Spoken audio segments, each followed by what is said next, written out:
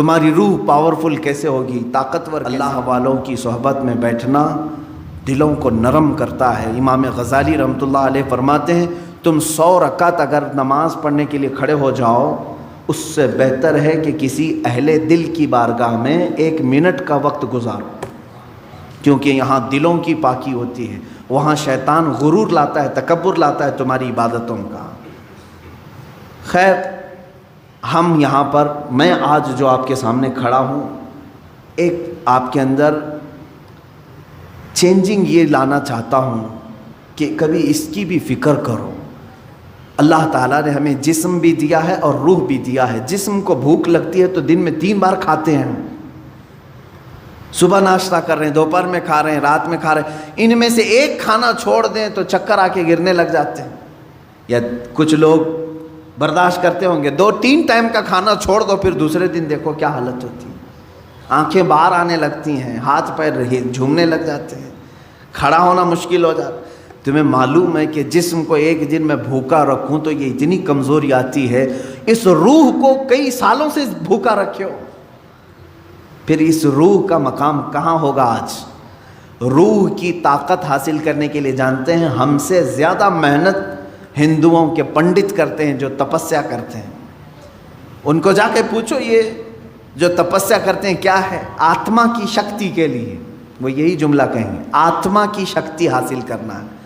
یہ اور بات ہے کہ وہ بے دین ہیں، باطل طریقے سے وہ آتما کی شکتی حاصل کر رہے ہیں، لیکن روح کی طاقت کے لیے دنیا کوشش کر رہی ہے۔ تمہیں تو میرے آقا صلی اللہ تعالیٰ علیہ وسلم نے پورے طریقے بتائے ہیں، تمہاری روح پاورفل کیسے ہوگی، طاقتور کیسے ہوگی۔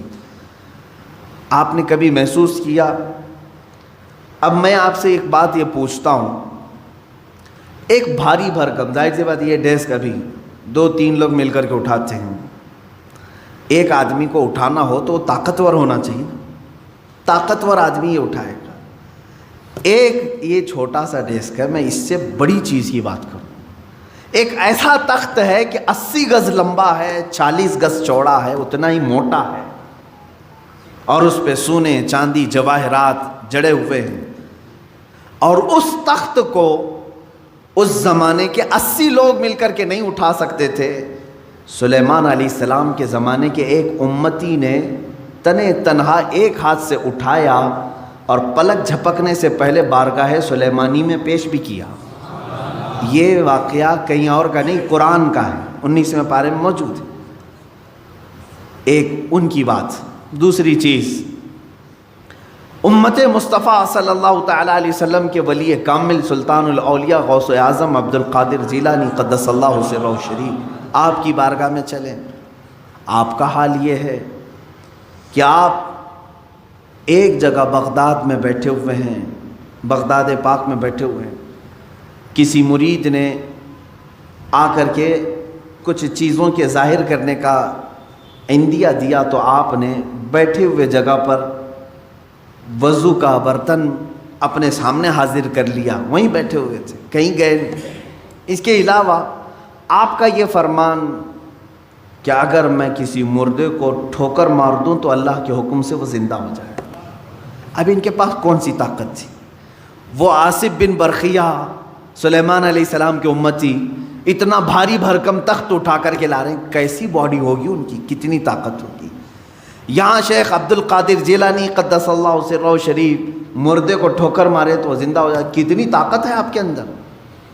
طاقت کیسی تھی ان کی میں آپ کو بتاؤں، حلیہ اگر پڑھیں گے غوث پاک رضی اللہ تعالیٰ عنہ کا، نہایت ہی دبلے پتلے تھے غوث پاک، کثرت عبادت کی وجہ سے گردن کی ہڈیاں دکھتی تھیں۔ غوث پاک رضی اللہ تعالیٰ عنہ نحیف تھے، یعنی موٹا بدن نہیں تھا آپ کا، دبلا بدن۔ سرکار غوث پاک رضی اللہ تعالیٰ عنہ کبھی کبھار تو ایسا ہوتا کہ کثرت بھوک کی وجہ سے غش کھا کر گر جاتے تھے۔ یہ جسمانی طاقت کی بات کر رہا ہوں۔ تو پھر ایسے کمزوری ہے اگر جسم کے اندر، ایسا نحیف شخص ہے کوئی اور وہ اتنا بڑا کام کر کے دکھائے کہ ٹھوکر مارے تو مردہ زندہ ہو، یہ کون سی طاقت ہے؟ سمجھ میں آیا کہ میرے عزیزوں، ساری طاقتیں جسم کی نہیں ہوتی، کچھ طاقت روح کی بھی ہوتی ہے، ان اولیاء کاملین کے پاس جو طاقت و قوت تھی وہ روحانی پاور تھا، اس کو ان لوگوں نے اتنا بلند کر رکھا تھا کہ جسم کے طاقت کی کبھی انہیں ضرورت بھی نہیں پیش آتی۔ آج اس طاقت کی طرف آؤ، مہینے میں ایک مرتبہ، ہفتے میں ایک مرتبہ، بلکہ ہونا یہ چاہیے کہ جس طرح میرا مولا کنٹینیو ہمیں انعامات و اکرامات کی بارشیں فرما رہا ہے، روز ہم اس کا ذکر کریں۔ ذکر کے الگ الگ طریقے ہیں، ایک تو اجتماعی طور پر ہم یاد کرتے ہیں، ایک ہوتا ہے تنہائی میں بیٹھ کر کے آپ اسے یاد کریں۔ اللہ تبارک و تعالی ہر ذکر کو قبول کرے گا۔ رات کے وقت بستر پہ چلے گئے تو بغیر ذکر الہی کے نہ سوئیں۔ ذکر کا مطلب ضروری نہیں کہ 100 مرتبہ یہ چیز وہ چیز کرنا چاہیے۔ اللہ رب العزت کو جس حالت میں بھی یاد کرو گے اس کو ذکر الہی کہتے ہیں، ذکر الہی۔ اس کا اثر کیا ہوگا جانتے ہیں آپ؟ اس کا اثر یہ ہے، اللہ اکبر، آیت میں پڑھتا ہوں، اس کا مطلب آپ کو سمجھ میں آ جائے گا۔ اللہ نے فرمایا فَاذْكُرُونِي أَذْكُرْكُمْ وَاشْكُرُوا لِي وَلَا تَكْفُرُونَ، تم میرا ذکر کرو میں تمہیں یاد کروں گا، اور تم میرا شکر کرو، ناشکری نہ کرو۔ ایک ہی جملے پر توجہ دیں، اللہ نے کیا فرمایا؟ فَاذْكُرُونِي أَذْكُرْكُمْ۔ یہ دوسرے پارے کی آیت ہے، تم میرا ذکر کرو میں تمہیں یاد کروں گا۔ اللہ تو کیسے یاد کرے گا؟ بندوں کو کیسے یاد کرے گا؟ یہ سب سے بڑا پوائنٹ ہے، سب سے بڑا انعام ہے۔ اللہ جس بندے کو یاد رکھ لے پھر اس کا کچھ بھی نہیں ہونے والا ہے۔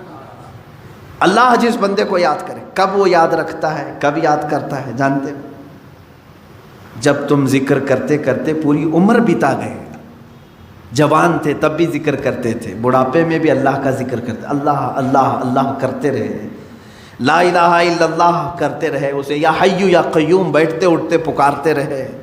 ایک وقت ایسا آتا ہے کہ جب تم بستر پر چلے گئے اور تمہاری زبان بند ہو گئی، تمہاری زبان بند ہو گئی، اب تمہارے اندر بولنے کی طاقت نہیں، اب اس کے بعد تمہارے دل کو بولنے کا حکم دیتا ہے، یہی اللہ کی یاد ہے۔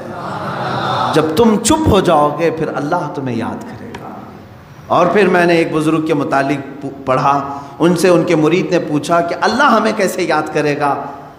انہوں نے کہا تو یہاں یاد کر، جب تجھے قبر میں رکھ کر کے سارے چھوڑ جائیں گے وہ تنہا تجھے یاد رکھے گا، جہاں تجھے ضرورت ہے وہ وہاں یاد کرے گا۔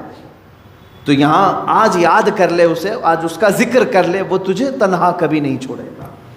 میرے عزیزو، ذکر کی ان مجالس سے ہم کتنے دور ہو چکے ہیں۔ اولیاء اکرام کی جو روایات تھیں ان سے ہم کتنے دور آ گئے۔ آج ہمارے دل بیمار ہیں، روح بیمار ہیں، اس کا کبھی علاج کرانے کے لیے ہم کوشش بھی نہیں کرتے۔ میں چاہتا ہوں کہ آج ان اذکار کی طرف ہم جائیں جو اولیاء اکرام سے منقول ہیں۔ بزرگان دین نے یہ اذکار کیے ہیں جس کے بعد انہوں نے اپنے مریدین کو خاطر خواہ نتائج بھی عطا کیے ہیں۔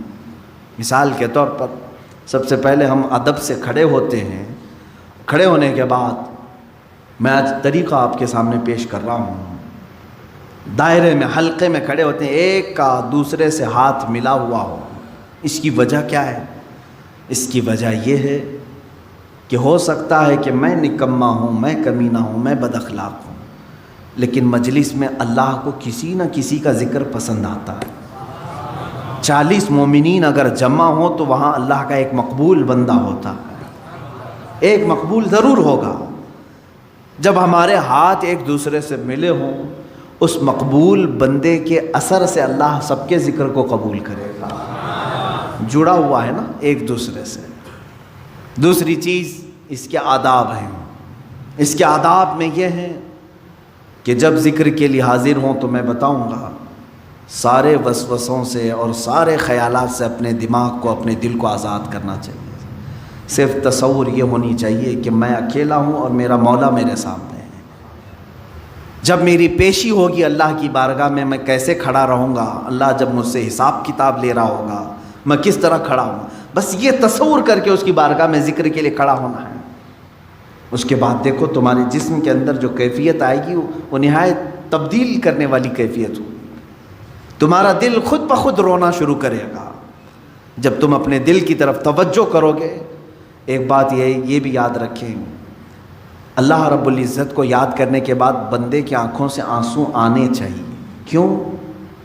اس سے بھی پتہ چلتا ہے کہ زمین نرم ہے یا سخت ہے۔ روڈ پہ بارش ہو تو کوئی پودا نہیں اگتا، 10 سال بھی بارش ہو پودا نہیں اگتا۔ نرم زمین پر ایک دن بارش ہو دوسرے دن گھاس نکل آتی۔ کیوں؟ بارش کا کیا قصور ہے؟ بارش ایک ہی ہے برسنے والی، وہ نرم زمین پہ بھی وہی بارش برس رہی ہے، روڈ پر بھی وہی برس رہی ہے، لیکن دونوں جگہ اثر الگ الگ کر رہی ہے۔ اسی طرح میرے عزیزو ذکر الہی کی یہ بارش ہے، قرآن کریم کی تلاوت بارش ہے۔ یہ جب تمہارے دل پر برستی ہے، نرم زمین ہوگی تو فوراً آنسو نکل آتے ہیں۔ سخت اور بنجر دل ہو جائے تو وسوسے خیالات ادھر ادھر آدمی کو دوڑاتے رہتے ہیں، کبھی نیند آئی، کبھی بغا سے آئے، جمائیاں آئیں، یہ تمام چیزیں ہوتی رہتی ہیں، اس کا دل حاضر نہیں رہتا۔ اسے چاہیے کہ کنٹینیو پھر اپنے دل کا علاج کرے، زیادہ سے زیادہ ذکر کی مجلس میں شرکت کی کوشش کرے اور خود اپنے طور پر ذکر کو بجا لاتا رہے۔